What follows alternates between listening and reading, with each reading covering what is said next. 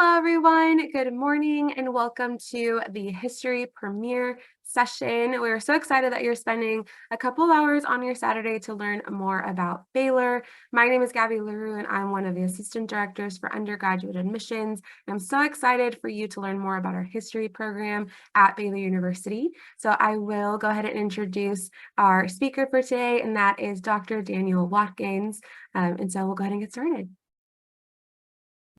Hi, everyone. I can't see you, but you can see me. So this is really awkward for me. I'm just looking at like a picture of me talking. So it's sort of strange. I can at least see Allie.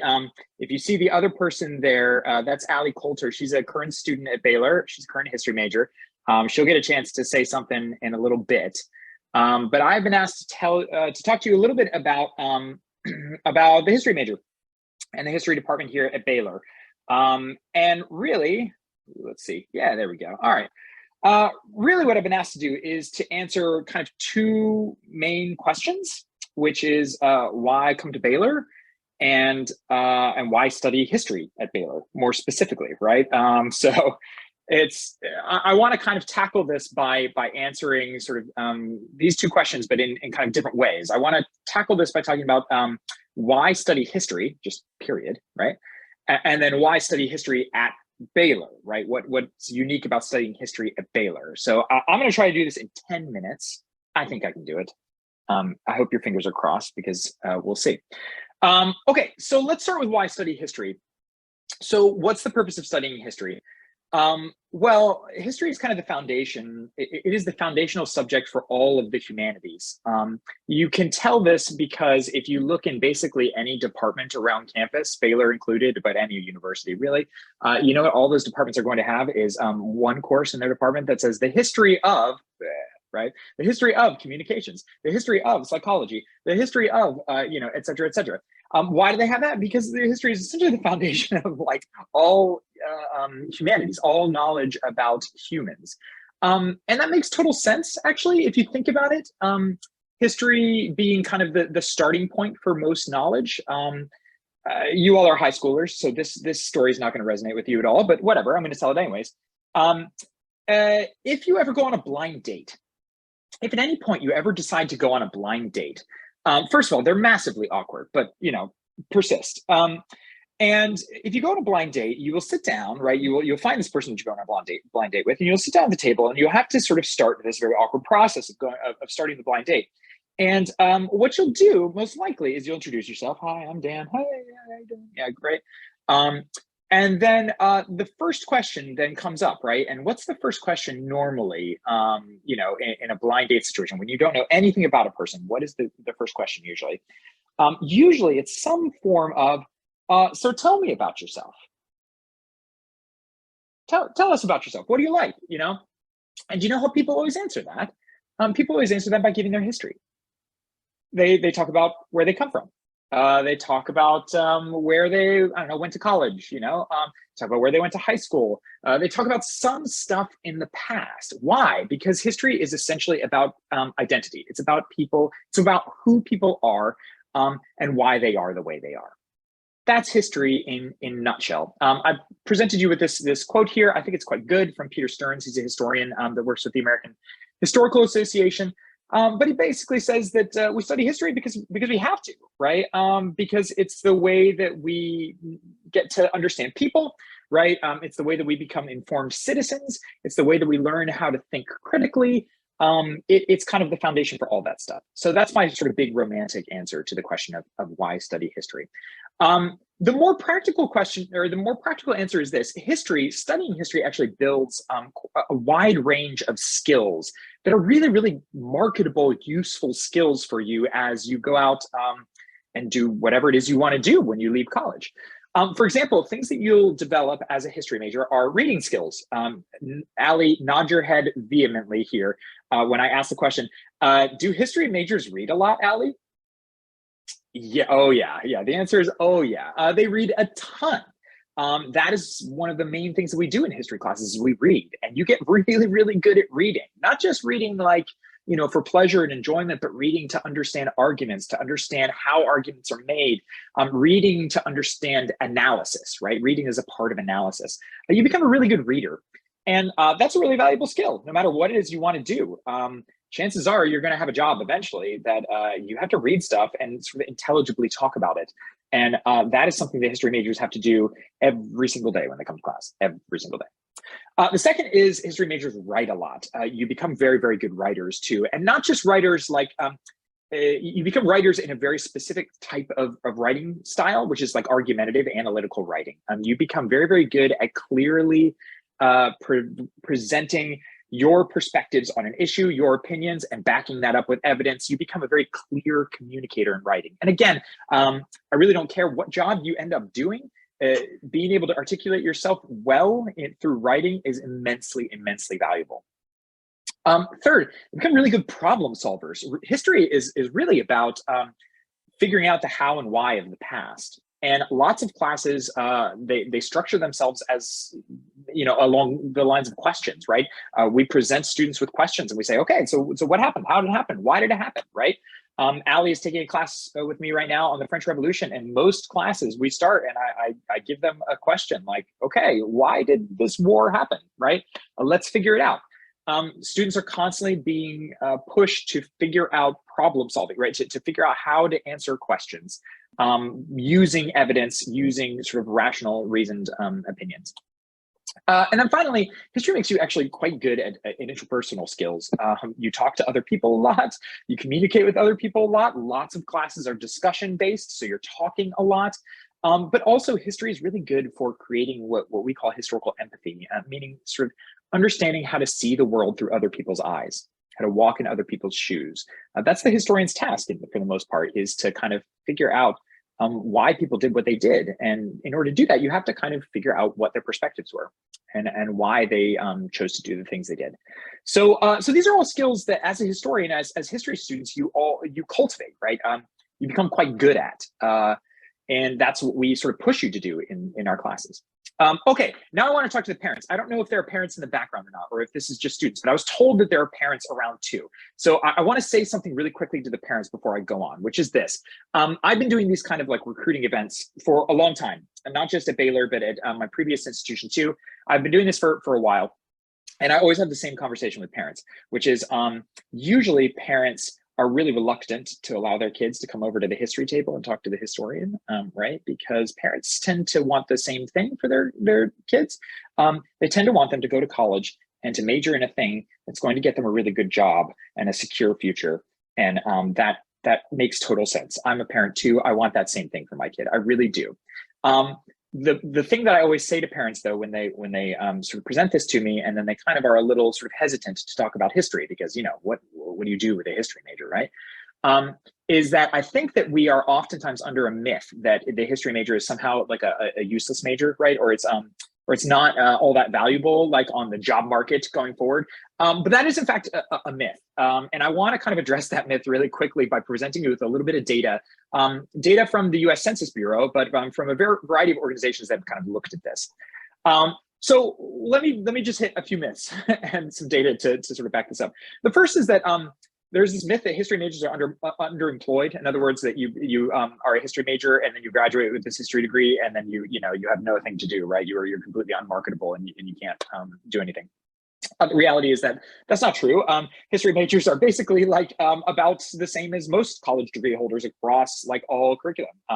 If you look at the unemployment rate, it's about the same as anyone with a college degree. The history major is no more risky of a major than any other major in college, right? It does not guarantee you a job, but it also does not preclude your ability to get a job.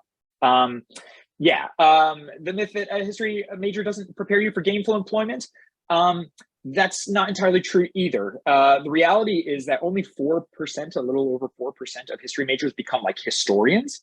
That means like roughly 96% of people with history majors do other things. So then the question becomes, what other things do history majors do? If you don't go and become like a historian, right? Like if you get a nursing degree, it's very clear what your path is, right? You go and become a nurse. It makes sense. So what do you do if you get a history major and you don't become a historian? You're part of the 96%. Well, here's the cool thing. The answer is basically anything you want to do. That's the answer. The answer is that the history degree is this degree that prepares you to do lots of different things, to be good at doing lots of different things. And that is actually immensely valuable because the vast majority of people who go out into the workforce after finishing college don't do the same thing for their whole careers. They don't spend 40 years doing the exact same job. Most people switch companies. Most people switch even industries, right? Most people end up doing lots of different things. So the most valuable thing you can do right now to prepare yourself for a future of employment is to give yourself a broad set of skills. That's what history does, actually. It gives you a broad set of skills that you can apply in lots of different ways. The chart you see on your left is from the American Historical Association. This is just what sectors history majors go into. And you can see, right, everything from sales to office administration, right, to the arts, to community services, education, management, law, and then a whole bunch of small little slices of the pie that we don't even have labels for because I don't know why, because they didn't put labels on it. The word cloud to the right, I don't know if I'm pointing the right way. Am I pointing the right way? Should I be pointing this way? I don't know if I'm mirror image or not. I'll do this. You ready? To the right is things that specifically the Baylor history majors have gone off to do. This is just a kind of word cloud. We took data in from all of our majors, all the people who graduated, and we said, what did you end up doing, right? Where'd you end up working? And look at this, right? It's librarians, it's in medicine, it's archivists, it's administrators in lots of different forms, journalists. We have philosophers, apparently. That's pretty cool. Lots of different things. So you can do a wide range of jobs with a history major. The other thing that history majors are really, really good at is getting into postgraduate work.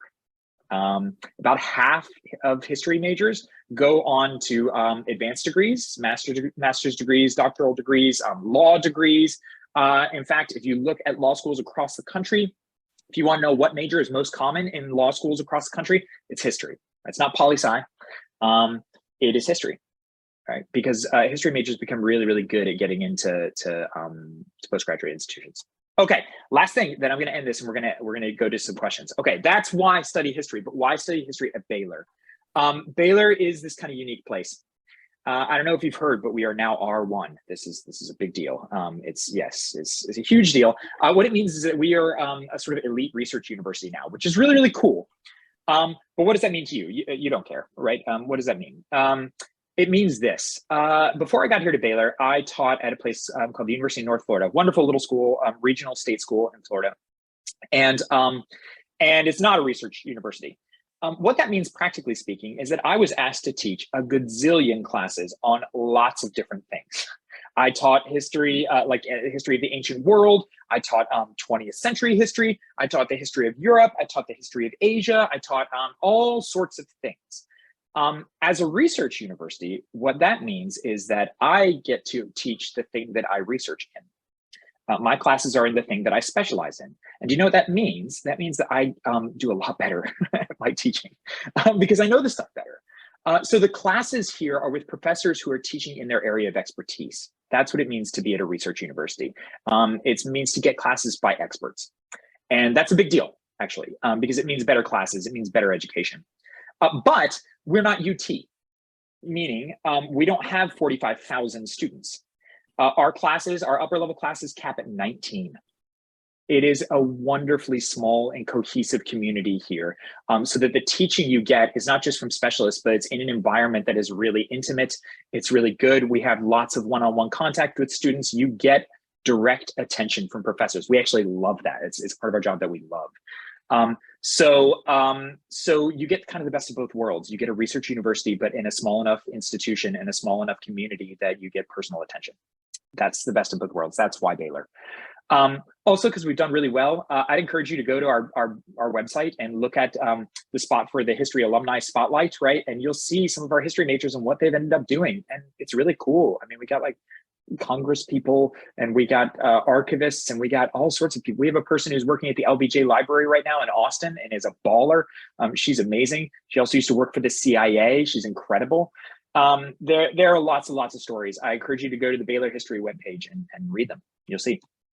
And then finally, you get to do cool stuff. Lots of our history majors study abroad. Lots of our history majors do these classes that are intensive classes, like a Boston. We did this Boston Massacres trial class where we literally put on like the trial and they acted it out using the primary sources and everything. We have inventive teachers who do lots of cool things. everything from leading study abroads to doing tours of Waco, historical walks of Waco, to all sorts of things. So there are lots of opportunities here. Final thing, then I'm done, is Baylor is also really unique because it is a Christian research university. What does that mean? What it means is that we get to have conversations with our students that that lots of universities don't get to have. It's conversations about faith. It's conversations about meaning and purpose. Our purpose in history is not just to have you learn the past better, it's to also talk about what that means for you, why learning the past it matters, what you can do with that. So it opens up opportunities to have these kinds of conversations, and to have this level of education that is not just about information, education that's about meaning. It's about meaning, right? That's about purpose. So that's it. Okay, that's it. I think I came close to being 10 minutes there, but if I didn't, forgive me. And what I'm going to do now is I'm going to stop sharing so that our faces come back. Here we go. And now we can spend the rest of the time, which is roughly 10 minutes, just answering your questions. So if there are questions in the chat, you can put them in, and maybe Allie can ask them. That might be the way to do it. And Allie, if there are no questions, then the spotlight's on you, and you get to talk about why you like to be a history major. Okay, so I leave this to you. Do we have questions? We have one. Can you hear me? I can hear you, yeah. Okay, perfect. I just want to make sure. It says, what sort of internships are available through the history department? Oh, what an awesome question. That's a great question. Thank you. Talk about opportunities. Internships are one of them. So we have basically two different types of internships that we do. We do either research internships or public history internships. A research internship means working one-on-one with a professor on whatever it is they research. That's good for people who are thinking of going to graduate school and want to get experience doing research. Public history internships are internships with historical societies, museums. We have people who work for the Texas Ranger Museum, right, as interns there, at the Mayborn Museum, doing sort of natural history stuff. We have interns that work with the Oral History Center here on campus, and they transcribe and do oral histories, which is really, really cool too. So we have lots of different public history internships too that we offer to students. Great question. Awesome question. The next one is there a way to take a class on military history in particular? Oh yeah. Great question too. It's like you all are setting us up. Are you up plans, or just allowing us to talk about all the cool things at Baylor? Yeah, we have tons of military history. We have a bunch of faculty members whose specialty it is to do military history. In fact, we have a military studies minor that's a part of our program that you can do in conjunction with the history major to focus specifically on military history and military studies. Yeah, so I mean, gosh, we have a history of warfare class at the 2000 level. There's a World War II class. There's a bunch. Dr. Smith did one on just naval warfare, which was really pretty cool. So yeah, lots of opportunities, tons. Okay, so the next one is, do history minors still get a broad view of history and all the skills learned by history majors? Oh, it's a great question. Yeah. Yeah, the difference between the history major and the history minors is kind of the depth, right? The history minor, you're going to be taking 6 classes, essentially, 6 history classes. And the history major, you're taking 12, I think. Is that something like that? Yeah, I have to double check me on the numbers, but it's mostly about depth. The cool thing about the history minor is you can kind of make it whatever you want because the requirements are really simple, right? So it's kind of a la carte. You can sort of choose the type of history classes that you want to do. In every history class, you're going to be practicing these skills that I talked about. That's a feature of every single history class. It's just how much practice you get, right? The history majors get a ton of practice. The history minors get, a little bit, a solid amount. Yeah. Okay. So the next question we have is, being a Christian university, how does that affect how history is taught? That's an interesting question, and I'm not sure if I'm going to answer it the way that you are asking. But I will say that I don't think it means that our perspectives on the past are in some way altered. I mean, we are trained historians that have been trained in lots of different places. We practice history in the way that professional historians practice history. I think more often than not, what it means is that we get to have conversations about the meaning of history that lots of other places don't. Right? Like when I taught at the University of North Florida, I didn't get to have a conversation about how does this history, what does this history mean for you on a sort of faith level, on a personal faith level? This happens more often than not. I will admit this happens more in like office hours, like one-on-one conversations with students. But these conversations happen all the time with students, where a student will come into my office and be like, "Man, I was like really rattled by that lesson, right? Like I don't know what to do. Just what do we do with this? The brokenness of humanity, right?" And the answers can be about faith, about God, about grace, about human fallenness. I mean, we can talk about all these things at Baylor in ways that I could not talk about these things at a secular university. I was literally not sort of allowed to talk about these things there, right? So it doesn't necessarily change our perspective of the past, right? It doesn't change the why we think things happen and how we think things happen necessarily, but it does change our conversations about what we do with that information. The next one is for a major. What are the requirement classes? Yeah, great. Okay, let's see if I can do this off the top of my head. You ready? So right now the requirements are you have to take 4 intro level classes, and many of these you can get credit for if you take AP classes. So it's the 2 US history classes, US history surveys, and then the 2 world history surveys. So those are required. Some of you come in with AP credits, and so you can get those knocked out when you come in. Then you take a class called History Workshop. I teach this class. It is basically your kind of like history methods, how to be a historian, professional development. We talk about like how to do a resume, how to get a job. I mean, we talk about everything. It's like to prepare you for the upper level classes and for the great beyond, right? So you have to take that class. And then you take, let's think, 6 hours of upper level history courses of US history, 6 hours of European history, and 6 hours of global history at the upper level. And then you get 3 elective hours, which you can choose kind of to do however you want. So I don't know, did we add this up on the fly? 6 plus 6 plus 6 is 18, plus 3 is 21, plus let's do 36 hours, 36 hours. Yeah, there we go. I just know you can't only have a history major because you won't meet senior graduation requirements. So you have to have like. Oh, so you have to do other stuff too. Yeah, that's right. Yeah. You have a minor too. Yeah. In fact, we encourage that. Do a minor in something else. Yeah, it's good. The next question is, what kinds of history does the major tend to focus on? Does US history and Western civilization take up most of the focus, or is there room for other perspectives around the globe? Yeah, there absolutely are. So we try to keep a balance as much as we can. We've lately been on a hiring tear to make sure that we have people whose specialties are in the history of Latin America. We just hired 2 faculty members who do the history of Latin America. One does the history of Brazil, and the other does the history of Mexico. We are currently hiring a historian of Africa. We are currently hiring 2 more historians, one of the Middle East and another of Germany. The reality is that we structure the whole curriculum so that you can get a balance. We have a lot of American historians, we have a few European historians, and we have an increasing number of global historians of Asia, Africa, South America, places like that. So yeah, it's a requirement, in fact, that you get a broad view of history. You can't just take American history courses. You got to take them all. Okay. Can a history major course work in conjunction with a military sciences or a ROTC course? Yes, I think the answer is yes to that. That's a matter of like advising. So you'd have to talk to an advisor about that, but I think the answer is yes. Okay, well, I have no open questions. Do you want to say anything else? Ooh, no, you need to say something, Allie. Give us the 1 minute pitch of the history major. Go. I've met a lot of great friends here. All of my closest friends are in the history department. I do have like outside friends, obviously, but I lived in a house with 3 other history majors, and it was really fun. We all took classes together. I don't anymore, but love them. And then if I say anything, this department cares about you so much as both an individual and an academic. So like, if you have anything you want to talk about, like livelihood or like class questions, like they will answer you. You need advice, you can talk to anybody. Like they're just open arms, open ears, like whatever you need. We do our best.